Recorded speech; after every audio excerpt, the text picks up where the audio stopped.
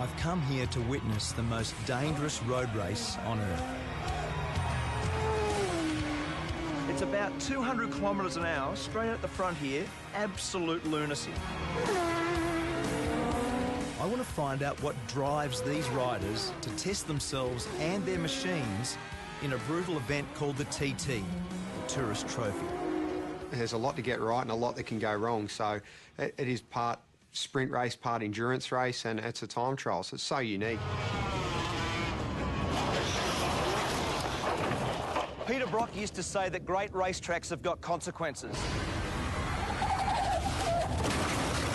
The Isle of Man TT is the ultimate road course. It's the fastest, wildest and most dangerous racetrack I've ever seen. And for the riders that compete here, there is absolutely no room for error.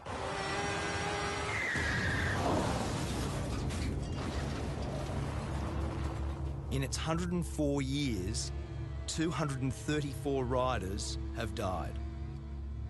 It says on the back of your pass that motor racing is dangerous. This is dead set dangerous, isn't it? It is. It really is. It's frightening. Aussie rider Cameron Donald is one of over 200 starters this year. And when you add the fans, it's like an invasion.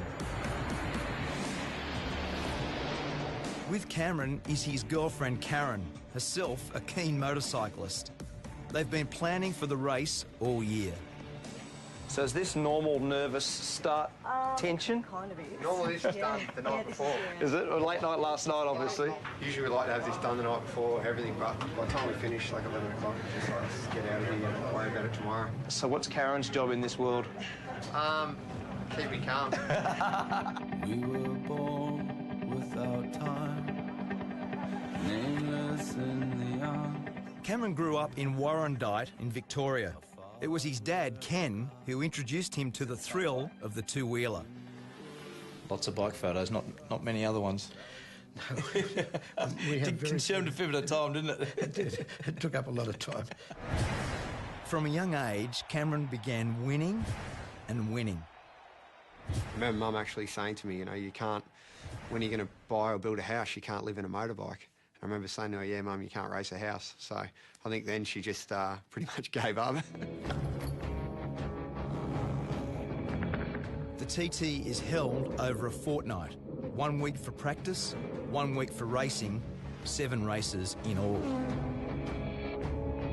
And in between, the public can go flat out, no speed limit on the Island Road course. Everyone that races here knows the dangers and they accept them and they do their best to ride accordingly. But I think it's sad in this world that we're all so wrapped in cotton wool these days and there's so few opportunities to do anything dangerous. For Cameron, a plumber when he's not racing, there's no event bigger than this. Riders set off at 10-second intervals. It's all about the fastest lap of the island, and that's what makes it so pure and so dangerous. You sit on the start line, you're looking down that first hill and because it's not a mass start, you're sitting there getting waved off one at a time. The pressure on you, everyone's looking at you and it's a rush I've never had out of any other race.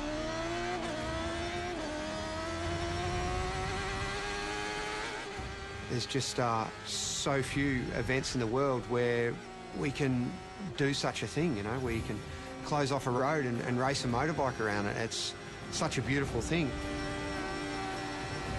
61 kilometres of public roads. Over 200 corners to be negotiated. Top speed, 330 kilometres an hour. This isn't a track. This is a country road. Like, let's not get this wrong. And it's fast. My friend and 5 times world champion Mick Doohan has come here for the first time. Sort of madness, you know. He's not racing, but on the parade lap, he got a taste of what it's like. First reaction, as soon as you saw the place, looked around, what was your first reaction? Yeah, I didn't need to come here to have that reaction. It's just, you know,